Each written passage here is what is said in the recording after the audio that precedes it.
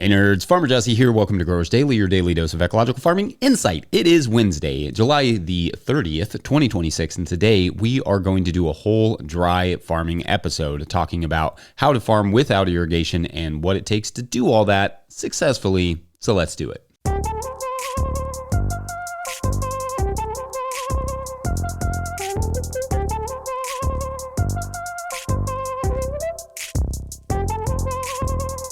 All right, good Wednesday to you all. I hope everyone is having a solid week so far and that you have nothing but good to great things to say about your growing seasons. Some of you down in more tropical regions or in the southern hemisphere are probably just now gearing up for a large season. You've probably taken the winter off if you're in the southern hemisphere, or just the straight up hot summer if you're in the south.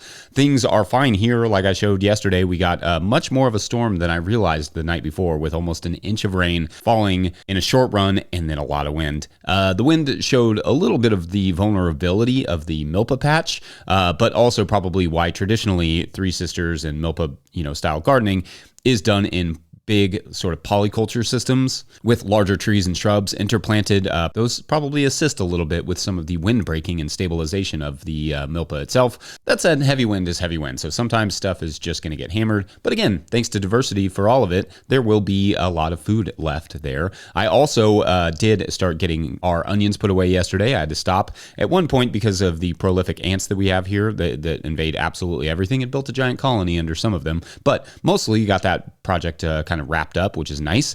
Been a great onion year. Really proud of that. So now those will go into the totes with holes in the lids so that it can breathe a little bit, and I will pop those in the cooler. If you don't have a large cooler, a cellar can work, but just not for as long as refrigeration temperatures, and you will have to check them more often for rot and get those little bad apples out of there. I'm also really impressed with the onions I grew from my own seed. I'm very happy with that. They are bigger than the other onions overall for some inexplicable reason. So I'm going to get those back in the ground this fall to produce us some more seeds for the spring. The funny thing about onions, though, is that, like, let's say I plant those in the fall, they're going to flower and stuff in the spring, but that seed really won't be ready until like July, which is way too late to start, an onion round. Basically takes an entire year to regenerate that onion seed. So, it'll be a couple years before I really get that locked in, but that's so far so promising. That's not a phrase. Keeping it. Anyway, none of that has to do with dry farming. Not really. I mean, we dry farm most of our farm, but not really. For that, we're going to turn to younger me with a drop-in from a younger Eric Nordell, in fact, to chat dry farming, doing it in wet climates, dry climates, and some tricks I've learned along the way. So, enjoy.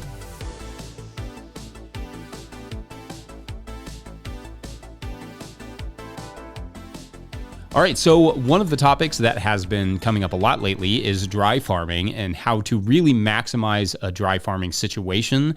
So I'm wondering, to you, beyond, like we just talked about with the living pathways, what are some approaches that you've found to be effective at managing your moisture levels?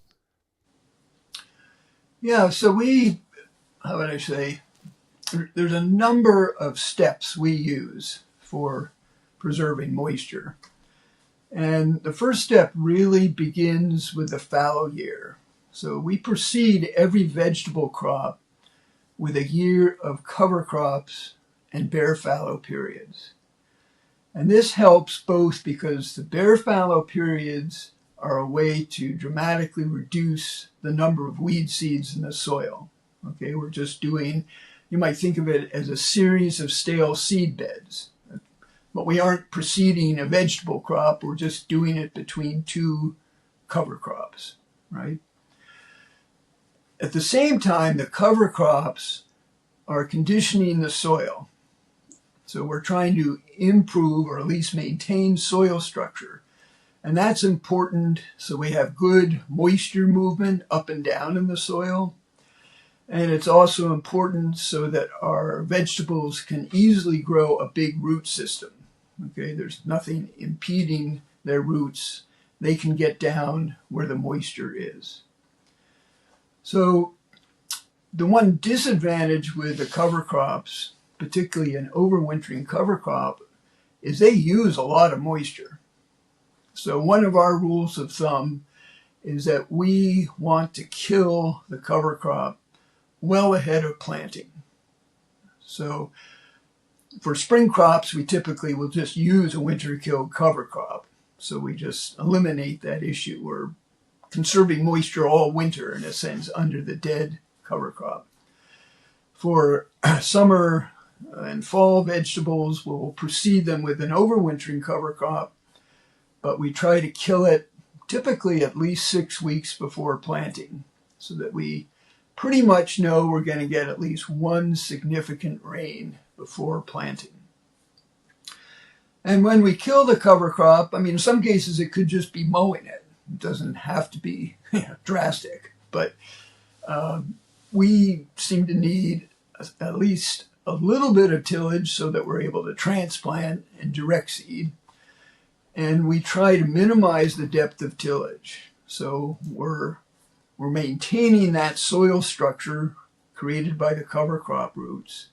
But then we'll have maybe 2, at the most 3 inches of loose soil on the surface where the cover crop top growth has been incorporated. So we end up with kind of a cover crop earth mulch. And that's good both for absorbing rainfall and also reducing evaporation. So as capillary action brings soil up to the surface, then you have this break with the looser soil and residues to prevent as much of it from evaporating. When we go to plant, and I've already talked about this, we're planting in widely spaced single rows. Okay, so this is to ensure a large reservoir of soil moisture for each plant. Okay, obviously the more plants you have, the more demand there is on a given volume of soil. So we have the room, so we just give our crops plenty of space. And then it depends on the crop. Either we maintain a earth mulch with cultivating and then interseed, as we already discussed, or we apply a straw mulch that is generated from the adjacent cover crops. Okay, so if you can imagine, we have alternating strips between vegetables and cover crops. So let's say we have a rye cover crop next to a field of onions. We mow the rye when it's dropping pollen, let it dry, rake it into windrows, and then walk the windrows into the pathways between the rows of vegetables. Okay, so it's convenient, everything's in close proximity. We're using a horse-drawn side delivery hay rake, and we can just keep raking the windrows over. You can imagine the first going along the outside of the field, we're raking right next to the edge of the vegetable field. The next windrow, we might go over it twice and bring it over to the edge of the field, okay, instead of having to carry them a long way with a hay fork or by hand. So it's relatively easy to do. We're mowing with a sickle bar mower, so we have long stems of cover crop. They're not going to blow away like finely chopped straw, or sometimes even baled straw does it.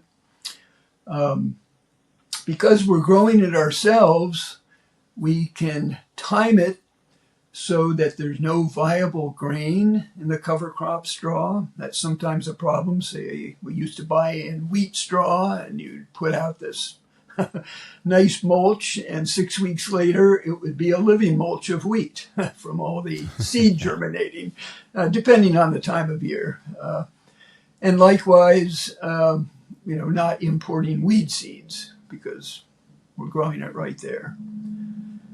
So this means we don't need a baler. We're not trying to bale this, store it, bring it back out, and apply the mulch. We're just doing it right there in the field. Of course, the limitation is we can only grow so much cover crop straw. Even if we used all the cover crops we grew, it would only be 3 acres. And that's not enough to mulch 3 acres. But we're not doing that. A lot of our crops are interseeded with a living mulch. Farmer Claire Coleman here from the Winter Growers Podcast. Did you know that I also founded Real Farmer Care, a nonprofit that supports farmer well-being? From my own experiences farming, I knew firsthand that this type of support was missing from ag, so I decided to do something about it. As of today, there are over 500 farmer recipients of a $100 self-care award, with more applying daily. If you'd like to help, each $100 donated supports one new farmer. Visit realfarmercare.com to donate and learn more. Again, that's realfarmercare.com. If you, the listener, are enjoying this content, getting even a small amount of value from it, consider supporting our work over at patreon.com/no-till-growers. I will try to get to questions from everywhere that questions come in, but I will always get to your Patreon questions. Now, today's Patreon question comes from Patreon member Jesse Turritz, who writes, quote, "Dry farming. Hey, Farmer Jesse, a home gardener and aspiring farmer here in LA. Can you talk about your experience with dry farming? Would love to be able to apply some practices down here, but I'm uncertain where to start or if it can work in the San Fernando Valley, hot and windy. Thanks," end quote. All right, so great question. Would expect nothing less from a fellow Jesse. Also, I hope you all made it through the fires okay. I definitely was thinking of farming and gardening buddies out there a lot last month, and will be again this week with all the rain coming. That's just a tough start to this 2025 for you all, so our hearts are with you. Anyway, for anyone not familiar with that term, dry farming is when you grow food without irrigation, or at least without irrigation past establishment, meaning maybe you soak the soil in to get the plants like established in the ground, but then you do not irrigate after that. But generally, it means no irrigation at all, and also timing everything around the rains to ensure that you're utilizing the water that you do get. And although indigenous groups like the Hopi in that area have been doing some sort of dry farming in a climate at least similar to Southern California, so in their case like Northern Arizona and surrounding areas, for many centuries with things like corn and sunflowers, their techniques are extensive, i.e. Use a lot of land, not always near their villages with mounds spaced several feet apart, but obviously they developed their techniques in corn varieties over many, many generations as well. I have this book from the 80s by history professor R. Douglas Hurt called Indian Agriculture in America, where he describes several of these dry farming techniques used by indigenous Americans and how the Hopi often used fields that are in floodplains or where natural flooding occurs to plant corn, often where rain runs over cliffs and spreads across fields, and they plant corn and other crops 12 to 18 inches deep in mounds 3 feet apart with a dozen or more seeds per hole that they later thin. So dry farming in a very hot, dry climate, historically speaking, does not look like your typical market garden does. Now, for us, we do dry farm some of our longer season produce here, but obviously dry farming for me here in Kentucky, where we get upwards of 50 inches of rain, in some years like 70 inches of rain, pretty slowly draining clay soil, that is significantly different from down there in Southern California, where you get a handful of inches of rain every year on very rapidly draining soil. So although there are some folks in the area, in the region, who do some amount of dry farming of vegetables, they almost certainly lose significant yield because obviously photosynthesis makes vegetables and photosynthesis requires water. However, I obviously want to encourage folks in dry regions to develop their own techniques to reduce and potentially eliminate water usage, because water is scarce there and not to mention expensive. So if it were me in your position, I would really work on my soil's ability, water holding capacity by bringing in compost, utilizing cover crops where possible to build the soil organic matter, shade from trees, mulches, locally adapted seeds, basically doing all of the living soil techniques that you possibly can. I would use water, especially in the early days of the garden, but I would also do what I could to retain the water that I do use either in plant form, so like crops or cover crops, or just under mulches. Again, moisture is an essential part of photosynthesis, and without it, crops cannot grow. So perhaps if you're following the other guidance, watering the crops in at planting and just as needed could reduce your water usage tremendously. As I always say about tillage, don't be dogmatic about it. Same thing applies to water. Do what the soil and the plants need. Then over time, perhaps you are able to develop the soil in a way that builds soil organic matter, which will itself hold water better for you. Of course, I'm talking more about like annual vegetables here. Dry farming perennials in that same climate is a little easier and slightly different matter. Annual vegetables are just complicated by the shallower root systems and time frame and susceptibility to heat and moisture swings. There are a handful of examples out there of dry farming folks in your area, and probably several I don't know about, but in general, you will need water. either water preserved from the winter through good soil management or water you add thoughtfully through irrigation. Space too. Giving stuff ample space decreases competition between plants. In our dry farmed areas, they are planted much less intensively. Like when we dry farm field tomatoes, which is all of our field tomatoes, we plant them closer to 3 feet apart in the row or more. In the tunnel, it's like 1 foot to 18 inches. But I'm going to say a productive vegetable garden will probably require a combination of all of the above, soil management, water, and good spacing to successfully dry farm it. Want to harvest seeds adapted to your farm, but you're thinking, look, I have a market farm to run. I'm way too busy weeding and picking tomatoes. I'm Dan Briesbois, and I'm here to tell you that you can grow seed on your farm without losing your mind. On the Seed Farmer podcast, and in my book, The Seed Farmer, I share exactly how busy growers make seed crops work alongside a bustling farm business. Find The Seed Farmer wherever you get your books and podcasts. Go grow some seeds. All right, so on Wednesday when I spoke with Mikey and Kez, they asked what were some of the tricks that I learned dry farming. Hannah and I had interned on a dry farm, and even when we started our own farm, we started dry farming for several years. In fact, we will still use dry farming techniques for large swaths of our current farm. And during that interview, I had mentioned a few tricks that I'd learned, but after I sat on that question for a little bit, I thought of a few others, or at least some context to give some of the ones that I mentioned, to really flesh out this idea of like what dry farmers can teach any other farmer, because even if you have irrigation, using dry farming tricks may help you to reduce your water usage and just generally get more successful crops. If you don't have irrigation, well, you're dry farming, and these tricks will all come in handy. For us, it really starts with the soil block, which I mentioned that day. If you don't know what the heck I just referenced in terms of the soil block, we start almost all of our transplants in blocks of soil made with special soil block makers. These blocks require, the makers themselves, obviously, but also double or more the amount of soil that a cell tray or a wind strip might use. In our experiences, the soil blocks grow more robust transplants, etc., but where they help with dry farming is twofold. One, they come with more, life support, more soil mix than a cell tray for when the block goes into the soil, so they just have more to feed off of.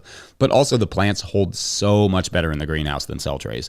What I mean is that if it's dry for a week, but there's a chance of rain in the forecast next week, I don't sweat it. I just wait till closer to the time to plant whatever that block is so that I have a better chance of it getting really well watered in. Or if it is raining and I can't plant, like it's just pouring, I also don't sweat it. Soil blocks can hang out for multiple weeks past when they are mature enough to plant. Like a cell tray can't really do that. It'll get root bound. The soil blocks just create flexibility in that way. And I can just kind of let them keep growing until the time is right to plant them. In fact, dry farming trick number 2 has to do with timing. Transplants need a lot of moisture right from the jump. If they go into dry soil, it better not stay dry for too long or you just lost all of that work. So often we are planning our planting days around the forecast. Obviously, sometimes that doesn't work out. You just have to get something in the ground, but it is so much easier to sow, say, carrots or plant lettuce or whatever, and have the skies water it in than it ever will be to get all that irrigation established and laid out and then use all that water. Again, soil blocks help us to hold those trays in the greenhouse and enable us to time them well. Don't have rain in the forecast? Well, one trick is to use some sort of temporary mulch to help preserve water moisture, like wherever you plan to plant, or spread it out over the bed surface. So that would maybe be something like what I'm talking about would be maybe like you put a tarp down or a piece of landscape fabric or burlap or cardboard or whatever, anything that can kind of be added to a plot and then removed. That way, once you do pull it back, the soil is nice and moist there and ready for whatever you're transplanting. Reduce or preferably eliminate bare soil. Boo bare soils, though sometimes they do happen. But bare soils are not going to have as much moisture as a mulch soil. Obviously, mulch if you can, and I'm talking about compost, straw, that sort of stuff.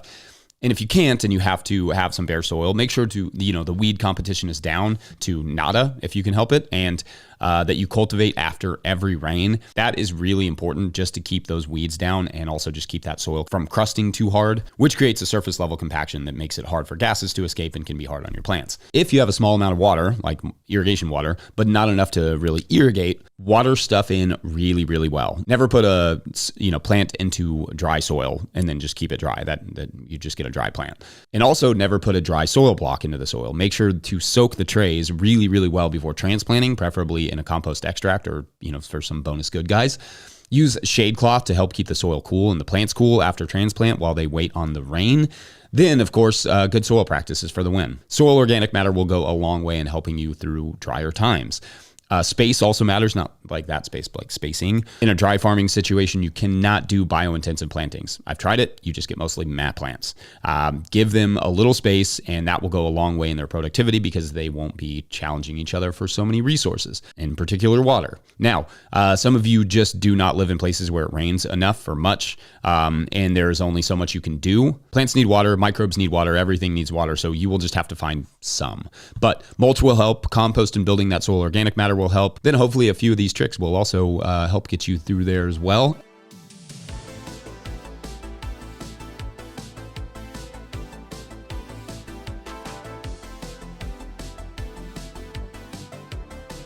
All right, I hope you enjoyed that little compilation show. Always a treat for me to go visit some of these old segments, especially interviews like that one with Eric. No-Till Growers is a nonprofit 501c3, which means a big chunk of our funding comes through donations from people who appreciate that we keep our information free and open to the public, and it's also tax deductible thanks to the U.S. government. So much appreciation to those. Please make sure to like and subscribe and or follow wherever you're getting this podcast. That's an easy way to help us out as well. Enormous thank you to all of our show sponsors, and if you'd ever like to sponsor the show, you can reach out to Farmer Michelle at no-tillgrowers.com. Big thank you to Michelle. Big thank you to the No-Till Growers Board of Directors. Huge shouts to Willie Breeding for the theme music, Mike Hilbert for the production help and editing, and my wife Hannah for absolutely everything in the world. Also, shouts to Epidemic Sound for the background music that you can hear.